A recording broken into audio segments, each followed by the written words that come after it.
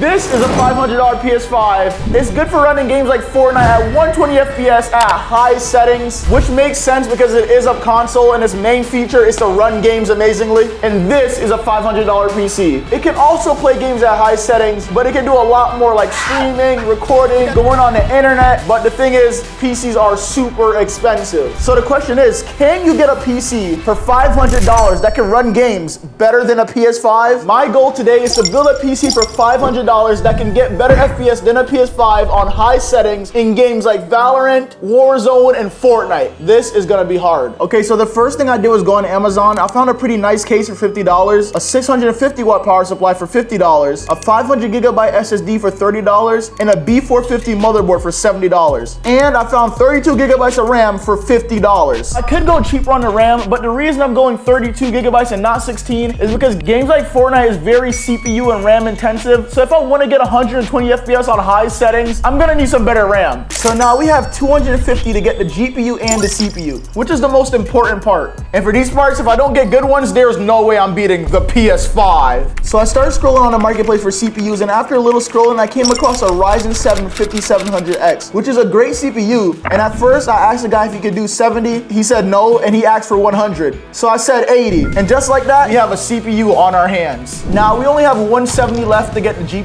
My goal is to get a 3060 for 170, but a 3070 would work better. I don't think anybody's gonna sell me that though. I shot my first offer, and then the person left the group. I shot my second offer, and then she said it was too low. That's respectable because that is pretty low. I'm just lowballing at this point. I should get banned. And here's where things get crazy. I found a 3060, and I asked the guy if he could do 160. He said, nah, I'm doing 200. And turns out it was the same CPU guy on the other account, which I'm not gonna lie, it's kind of sketchy, but I need good deals if I want to beat the PS5. So I decided to say one final offer at $180. And at first he didn't really want to do it, but then I basically was like, you should kind of take this because it's not that bad, you know? That's basically what I did. And I showed him like a picture of it being 250 and 180 not being that bad. And eventually he took it. Call me Mr. Salesman, but now we have one problem. We're $10 over budget. Anyways, I'm on the way to get the CPU. I finally met the guy.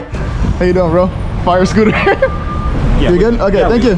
Right, nice meeting you, bro. And I'm gonna send you a link to the channel so you can see it. I appreciate you. Bang, we have the products. For one, I hope this works. And for two, I have to cut $10 from the budget. But then I noticed a problem. The CPU came with no cooler. All right, so we have to fix the budget. So the first thing I did was get a cheaper power supply for $33. Hopefully my PC doesn't. Now I'm at $494, and that's still not enough to get a cooler. So then I went on the best PC site of all time, Micro Center, and I found a perfectly fine open box case for $40, and I got that one instead, obviously. So now we're at $484, and I have $16 to spend on a CPU fan. I don't know if that's enough to get a CPU fan, but I found an open box cooler for $13.96, all because Micro Center is the GOAT store. And I'm really hoping this is good enough to cool the CPU. But the total is now $498, and now it's time to order everything and grab the last parts from Micro Center. I'm about to get the stuff right now.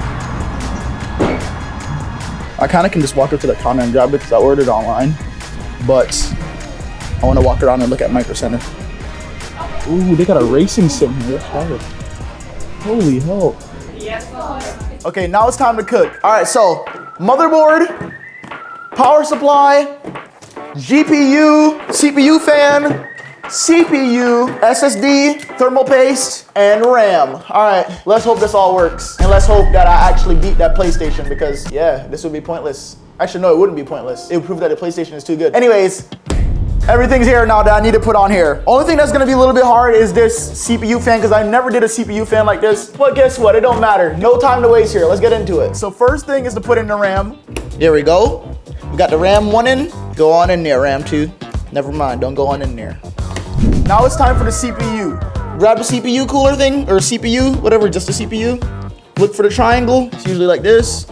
Bang, now we put in the SSD. I don't know if I'm supposed to take this little sticker off. Sticker gone. Put it in here, this little slot. It's looking good so far. Y'all seeing the motherboard? Lastly, for the motherboard is the CPU cooler. After reading the instruction manual, I think I might have an idea on how to do this. I think I got it down, packed. So I'm gonna do it, from the back. What? First, almost forgot. Thermal paste. I hate putting on thermal paste. This is so scary. That should be good right there. All right, so bang, I think you put this, like this, yeah. This is serious business. This is not a joke. Kind of hard to twist my screwdriver, bruh. I got this thick ass screwdriver. Now, gotta put this on here, and that one's on. Let's go. Bang, just like that, the motherboard is done. And all I have to do is put in the case. Guys, we got the screws. Screws have been gotten. I put the IO shield in because you'll have to put this in so the motherboard fits. And I put the motherboard on the brackets. Basically, that's all you really have to do. Drinking some G Fuel mid screw. Sponsor me, G Fuel. The motherboard has been screwed in. So the part to me, which now is the hardest part of the entire build, is plugging in the power supply. Basically, all we gotta do is put this in, but then we gotta connect all of this to like the stuff in the motherboard to like power the PC basically. And it's the most tedious part of building a PC in my opinion. I don't think there's anything harder. This powers the motherboard, the biggest one. Makes sense, you know, because it's the motherboard. Plug that in right there. This is a lot easier than I thought though, because it's not really much to plug into a budget PC. And to complete it all, the GPU, which I really hope works. We got ourselves a GPU, brother. GPU's getting put in, GPU's in and secure. Now the last power supply part, and that's it. Yeah, I have no idea if it works yet, that's the thing. So I'm gonna pray that it works, but in the meantime, we need to get the monitors, the keyboard, and everything set up. But that doesn't count in the price because theoretically, you have to pay for a TV and other stuff for the PlayStation, and that doesn't come in the price. I ain't counting it, yeah. What you gonna do about it? Sorry.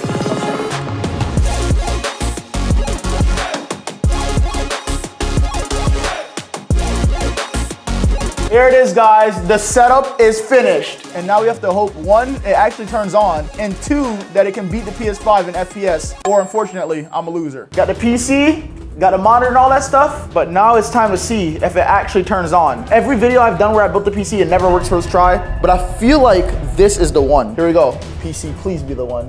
And click. Okay, good sign. Where's the fan here?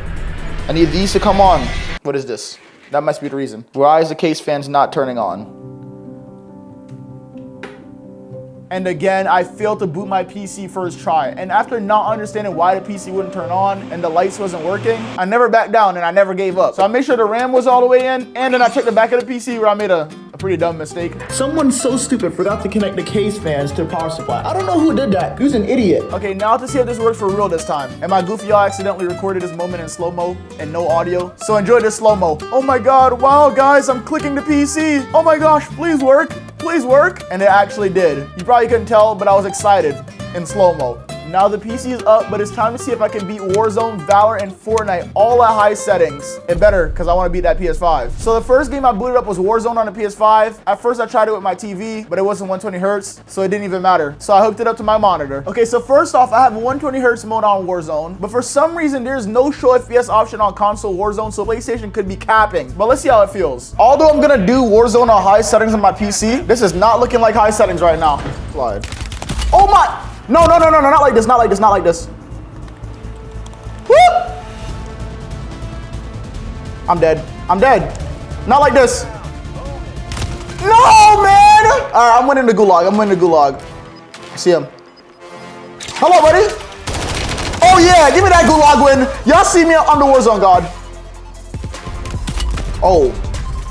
Bro, get me off! I died. Now it's time to see if PC Warzone will get more FPS than the PS5. So I'm gonna be using high settings on PC Warzone, but I swear that console doesn't even use high settings. I think they use like normal, but whatever. All right, going in, I'm getting like 110.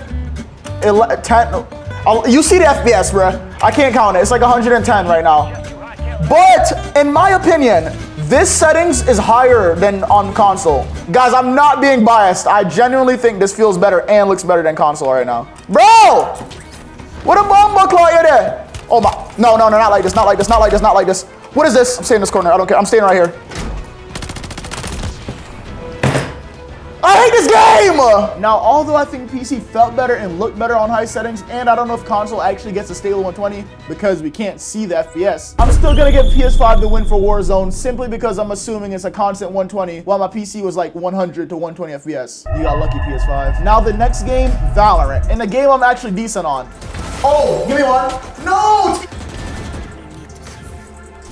And in this game, I actually got a constant 120 FPS on console. Let's go. One enemy remaining. Get controller, GOAT. Yeah, y'all see me, the Val GOAT. But now it's time to see if Val on high settings on PC will be better. Oh my! Look how much FPS I'm getting on Valorant on high settings. This isn't a hard game to run, but I'm getting like 500. What the hell? That's crazy. Yeah, well, we already blew console out of the water and the game didn't even start yet, bro. And this is why I'm the Val GOAT. Look at this clutch.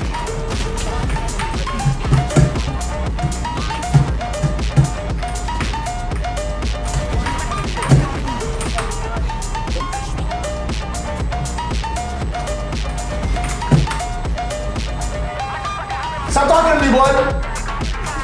And guys, it's obvious who won the Valorant category. PC. And now, to decide a tiebreaker, Fortnite. Although we know console is 120 FPS on Fortnite, I hopped on it anyway to just feel how it feels. I'm not a controller player, by the way, so don't roast me. Where you at? Come here. Oh, easy. I wouldn't do that if I was you, buddy. Oh my. This is not a banger. This game is not a banger. I'm so bad on console, bro. I'm so bad on console. Here it is, guys, for the tiebreaker. PC on Fortnite high settings. And I have everything, just to show you guys, I have all the settings on high. It looks pretty similar. Let the graphics load a little bit. Let's see what I'm getting right now. Oh, I'm getting over 120 sometimes. This is on high settings too. Wait, 120, I'm at 120, 130 right now. Not looking too bad. All right, I'm not gonna declare any winners yet, but I am getting in this house over 120 FPS on this $500 PC. Oh yeah, I see you. Don't run now. Okay, there's a moment here. Look at this. It's dropping below 120 right here. I didn't really get to survive on console to see if it drops below 120 at any point, but I'm sure you guys who play console actually know. And low-key, y'all can't tell me I'm not crazy at Fortnite still. These kids are bots, man. Give me some real comp. Y'all know who I am? Don't forget me. I'm compy. Look at this. Oh. So for the winner of Fortnite, I'm gonna be going with a draw. All right, listen, the reason I'm drawing is because the PC gets over 120 FPS, but it also drops below 120 FPS sometimes. And the PlayStation is like a constant 120. So like, who wins? One going over and one just being constant. But for the winner with absolutely zero bias, I'm choosing the PC. Now hear me on why I picked the PC. You can do a lot more on PC, like record, stream with OBS, literally anything. You can watch Ice Spice twerk, never mind. And in terms of gaming, if you're a competitive player, you can actually play games at low settings and get that extra performance compared to a console. Like this $500 PC on Fortnite gets over 200 FPS. On Warzone low, it gets over 144. And on Valorant, it gets like a million. Anyways, bloods, I'll see you on the next video, or you can watch this one in case you already missed me. So cute. Bye.